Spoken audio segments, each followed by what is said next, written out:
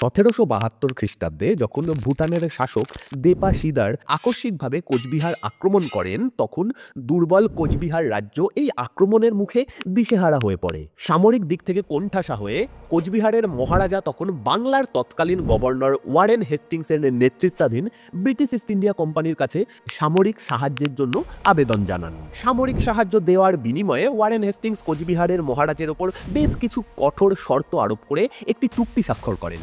এই চুক্তির প্রথম শর্ত ছিল কোম্পানি ভুটানিদের বিরুদ্ধে লড়াই করার জন্য সৈন্য সরবরাহ করবে এবং কোচবিহারের মহারাজা প্রতি বছর রাজ্যের মোট রাজস্বের অর্ধেক ইস্ট ইন্ডিয়া কোম্পানিকে প্রদান করতে বাধ্য থাকবেন। এই চুক্তির মাধ্যমে কোচবিহার একদিকে যেমন ভুটানের অগ্রাসন থেকে রক্ষা পায়, তেমনি পরোক্ষভাবে ব্রিটিশ ইস্ট ইন্ডিয়া কোম্পানির আশ্রিত রাজ্যে পরিণত হয়। অন্যদিকে ভুটানের শাসক এই চুক্তির পর বাধ্য হয়ে তিব্বতের প্রভাবশালী ধর্মগুরু ষষ্ঠ তাসি লামার কাছে কূটনৈতিক হস্তক্ষেপের জন্য আবেদন জানান। কিন্তু লামা যুদ্ধ চাইলেন না, চাইলেন বন্ধুত্ব।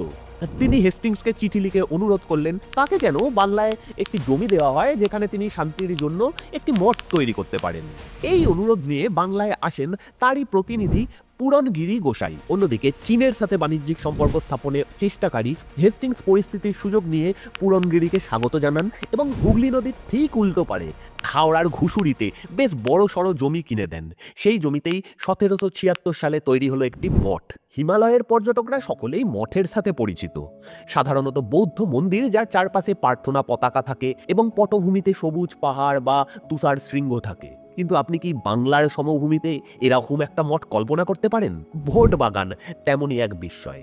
ভোট এই শব্দটি এসছে তিব্বতের পুরনো নাম ভোড থেকে, আর বাগান মানে স্থান, অর্থাৎ এটি ছিল একসময় তিব্বতী সাধুদের বাগান বাড়ি।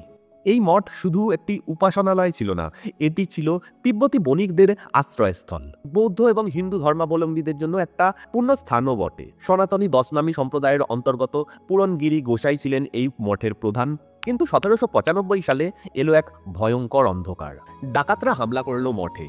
পুরনগিরি গোসাই লড়েছিলেন জীবন দিয়ে, মঠকে বাঁচিয়েছিলেন, কিন্তু নিজে নিহত হলেন। সব থেকে দুঃখের বিষয়, মঠের প্রধান দেবতা মহাকালের মূল মূর্তিটি সেই রাতেই চিরতরে হারিয়ে গেল। পুরনো জৌলুস হারিয়ে আজ মঠটি দাঁড়িয়ে আছে এক বিস্তৃত সময়ের সাক্ষী হিসেবে। এখন এটি কেবল একটা তিব্বতী মঠ নেই। ভগ্নপ্রায় মূল ভবনের পাশে দাঁড়িয়ে থাকা মন্দিরটির ভেতরে গেলে দেখতে পাবেন এক অদ্ভুত মিশেল।